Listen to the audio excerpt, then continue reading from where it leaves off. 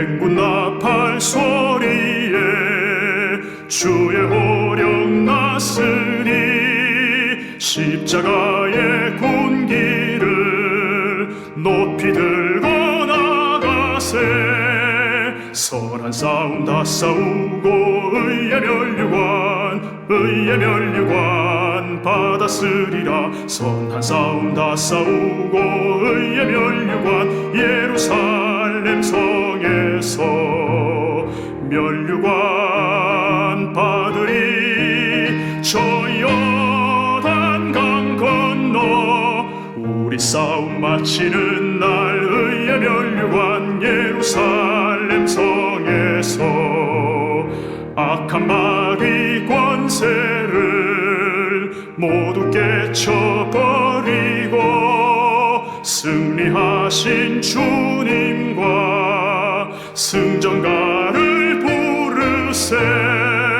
선한 싸움 다 싸우고 의의 면류관 받았으리라. 선한 싸움 다 싸우고 의의 면류관 예루살렘 성에서 면류관 받으리. 저 요단강 건너 우리 싸움 마치는 날 의의 면류관 예루살렘 성에서 달려갈 길 다 가고 싸움 모두 마친 후 주와 함께 기쁨을 용사들아 누리세.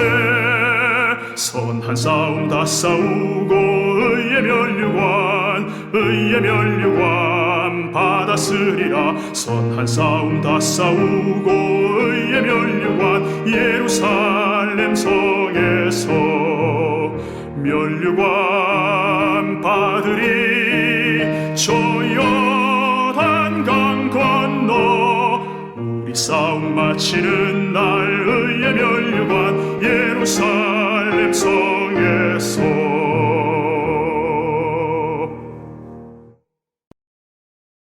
욥이 대답하여 이르되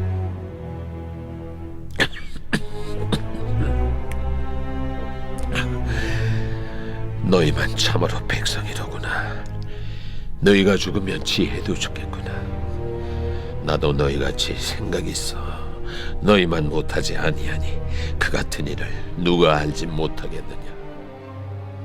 하나님께 불러 아뢰어 들으심을 입은 내가 이웃에게 웃음거리가 되었으니 의롭고 온전한 자가 조롱거리가 되었구나. 평안한 자의 마음은 재앙을 멸시하나 재앙이 실족하는 자를 기다리는구나. 강도의 장막은 형통하고 하나님을 진노하게 하는 자는 평안하니 하나님이 그의 손에 후히 주심이니라. 이제 모든 짐승에게 물어보라. 그것들이 내게 가르치리라. 공중의 새에게 물어보라. 그것들이 또한 내게 말하리라. 땅에게 말하라. 내게 가르치리라. 바다의 고기도 내게 설명하리라. 이것들 중에 어느 것이 여호와의 손이 이를 행하신 줄을 알지 못하랴. 모든 생물의 생명과 모든 사람의 육신의 목숨이 다 그의 손에 있느니라. 입이 음식의 맛을 구별함같이 귀가 말을 분간하지 아니하느냐. 늙은 자에게는 지혜가 있고 장수하는 자에게는 명철이 있느니라. 샬롬. 오늘도 새벽을 깨워 기도의 자리에 나오신 여러분들에게 하나님의 놀라운 축복과 은총과 평강의 복이 흘러넘치기를 간절히 축원합니다. 역사의 주인이신 하나님은 공의로우신 분이지만 현실에서는 때로 하나님의 공의가 실현되지 않는 것처럼 보이기도 합니다.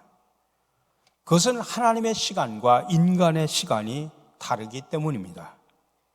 이해할 수 없는 현실의 모순 가운데 하나님의 역사를 어떻게 이해할까, 우리가 깊은 은혜를 나누는 시간이 되시기를 간절히 바랍니다.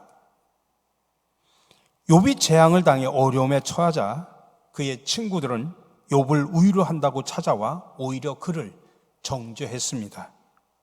하나님이 욥에게 환난을 주신 것은 욥이 죄를 지은 결과라고 여겼기 때문입니다. 이것은 공의로우신 하나님이 의인에게 복을 주시고 악인에게 심판을 내리신다고 하는 원론적인 진리의 기초를 한 것입니다. 그러나 현실을 보면 의인이라고 항상 평안하지 않고 악인이라고 항상 재앙 속에 있지 않습니다. 오히려 죄로 오염된 세상에서는 악인이 더 힘들고 어렵게 살아가면 좋은데 오히려 의인이 그렇습니다. 오히려 악인들은 형통과 평안을 누리는 경우가 참으로 많이 있습니다. 욥은 의롭게 살아온 자신이 재앙을 만나서 사람들의 조롱거리가 된 반면에 강도의 장막은 형통하고 하나님을 진노하게 하는 자는 평안하다고 오히려 탄식합니다. 혹자는 악인이 형통하고 의인이 환난에 처하는 것은 하나님이 계시지 않은 증거라고 주장하기도 합니다.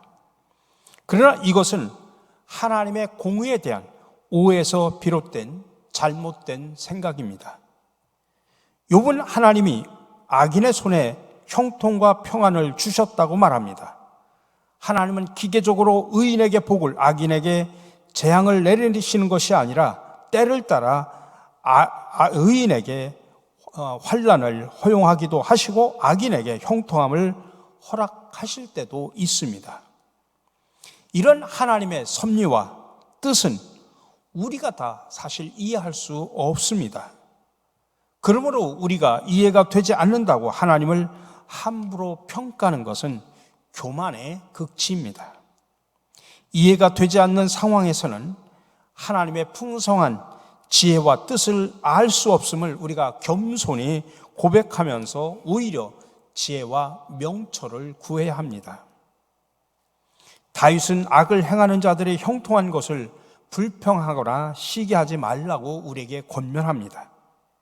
일시적으로는 악인이 형통하고 승리하는 것처럼 보이나 결국에는 하나님의 공의로운 심판을 받을 것이기 때문입니다. 그러므로 악인의 형통함과 의인의 고난은 하나의 과정일 뿐입니다.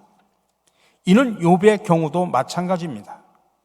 욥이 이유를 알 수 없는 극한 환난을 당하고 있지만 결국에는 하나님이 욥을 높이실 것이고 무죄함으로 그를 비난하던 자들은 정죄하실 것입니다. 악인의 형통함을 시기하고 불평하는 것은 하나님을 불신하는 태도에서 비롯된 것이므로 우리 모든 성도가 마땅히 삼가해야 합니다. 성도가 살아가면서 범한 잘못으로 인해 고난을 당하는 것은 당연한 것인 반면에 의를 행하다가 당하는 고난은 오히려 하나님의 복을 받는 과정임을 기억해야 합니다. 그래서 예수님도 팔복에서 의를 위해 박해를 받는 자는 천국을 소유하는 복이 있다고 말씀하셨습니다. 그러므로 성도는 현실 가운데 부조리하게 느껴지는 일을 만난다고 할지라도 그것 때문에 불평하고 시기함으로 범죄하지 말고 믿음으로 하나님의 공의가 실현되기를 기다려야 합니다. 의인이 환난 중에 죽음을 당하고 악인이 평안한 가운데 죽음을 맞이한다고 할지라도 예수 그리스도께서 재림하실 때에는 모두 일어나 하나님의 공의의 심판을 받을 것이기 때문입니다. 그래서 성도는 하나님의 살아계심과 공의로 선악간에 심판하실 것이라고 하는 그 약속을 의심 없이 믿고 인내하면서 주님의 재림을 소망 가운데 기다려야 합니다. 끝까지 승리하는 자에게 생명의 면류관이 예비되었음을 꼭 기억하시기를 바랍니다. 우리 사랑하는 성도 여러분, 사람은 자신의 한계 안에서 생각하고 판단할 수밖에 없습니다. 그래서 우리는 영원하신 하나님의 역사를 우리가 다 이해하기는 어렵습니다. 그러나 자신의 한계를 분명히 믿음으로 인정하고 하나님의 크고 오묘한 뜻에 순종하는 지혜로운 성도로 살아가시기를 주님의 이름으로 간절히 축원합니다. 살아계신 하나님, 우리는 살아가면서 의인의 고난과 악인의 형통함을 바라보면서 하나님의 존재까지도 의심할 때가 있습니다.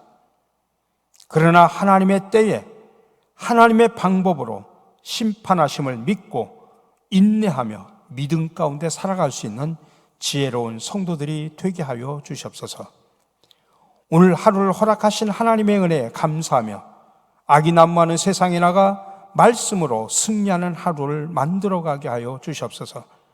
만나는 사람들마다 그들에게 그리스도의 사랑을 전하게 하시고 입술을 열어 그들의 생명을 살리는 복된 입술이 되게 하여 주시옵소서. 우리의 삶을 통하여 많은 사람들에게 그리스도의 사랑이 전하여 하나님께 영광 돌리게 하여 주시옵소서. 오늘도 기쁨 속에서, 즐거움 속에서, 감사함 속에서 살아가는 복된 하루가 되게 하여 주셨기를 간절히 기도하고나며 예수 그리스도의 이름으로 기도드립니다. 아멘. 오늘 새벽에도 여러분들 각자의 기도의 제목을 가지고 이 자리에 나오셨습니다. 여러분, 하나님 앞에 여러분들의 무거운 짐, 여러분의 많은 아픔들 아뢰시기를 바랍니다.